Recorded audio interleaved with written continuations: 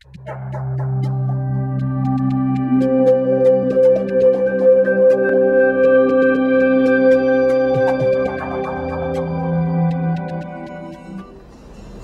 Lord be with you. A reading from the Holy Gospel according to Luke. Jesus said to his disciples, "Before the end happens, however, they will seize and persecute you. They will hand you over to the synagogues and to prisons, and they will have you led before kings and governors because of my name. It will lead to your giving testimony. Remember, you are not to prepare your defense beforehand, for I myself shall give you a wisdom in speaking that all your adversaries will be powerless to resist or refute.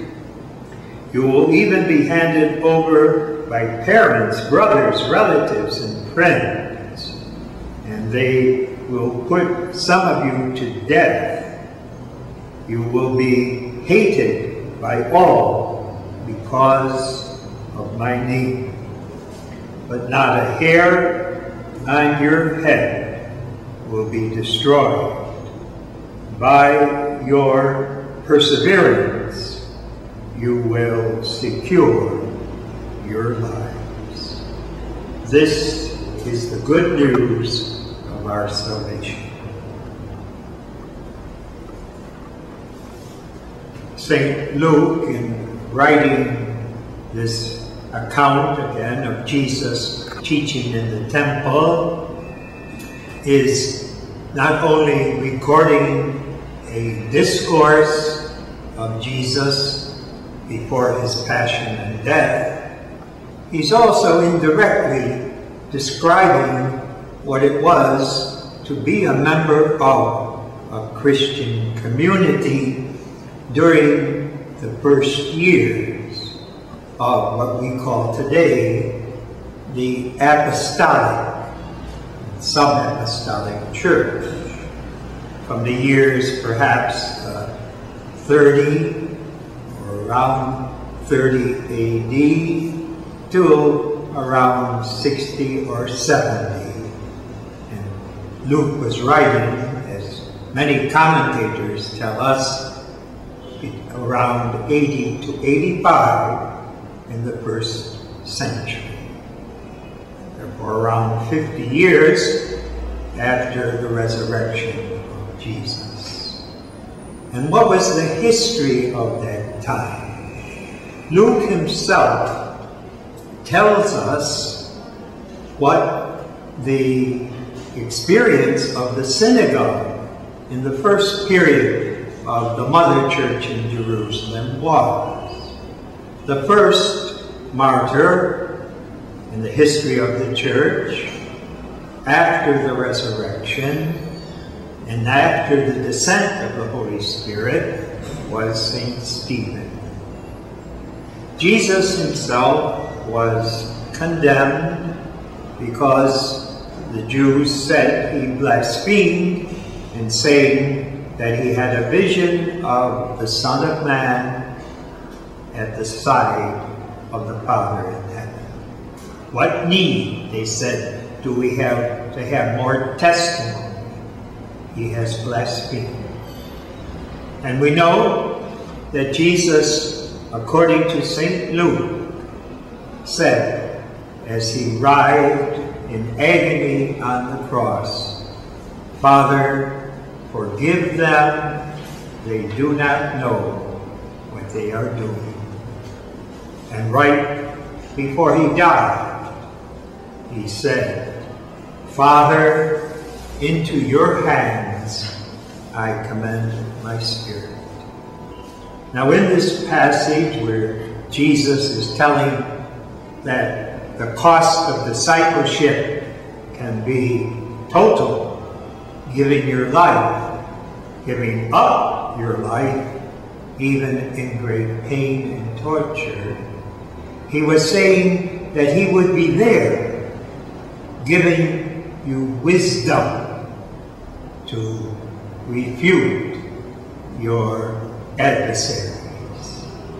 And that is the mystery that St. Luke wants us to see in the death of the first martyr, St. Stephen.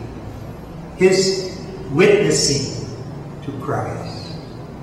And we see, if we look carefully, that the wisdom that Jesus gave him during his death through stoning was the same as Jesus. Because he was also condemned, because he said to the synagogue rulers, "I see the Son of Man next to the Father." In other words, Jesus, as far as he was concerned, is in heaven next to the Father. And because of that, they thought he was blaspheming and condemned him to be stoned to death. But what is significant also, as he was being stoned to death, he said, "Do not hold this crime against them." The very forgiveness of Jesus is expressed by St. Stephen in the midst of the horrible pain of being stoned to death. Just imagine if stones, rocks, are hitting your body and tearing your skin and maybe even breaking your bones until you die. What a horrible way to die. But right before he gave up the spirit, St. Stephen said, according to St. Luke, "Jesus, into your hands I commend my spirit."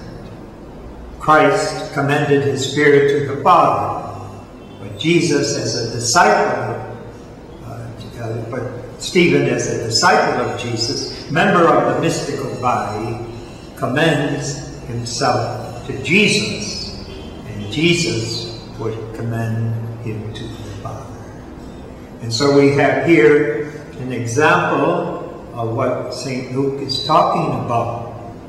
The first consideration is that when you become a baptized Christian, you cannot count the cost. In our own tradition here in the Philippines, we have the example in 1647 of St. Lorenzo Muiz. The same type of commitment of Jesus, the same type of commitment of St. Stephen. And so we see that we are not called to be persecuted now, but it can happen. And we might be called to give up things that are precious because of our Christian faith.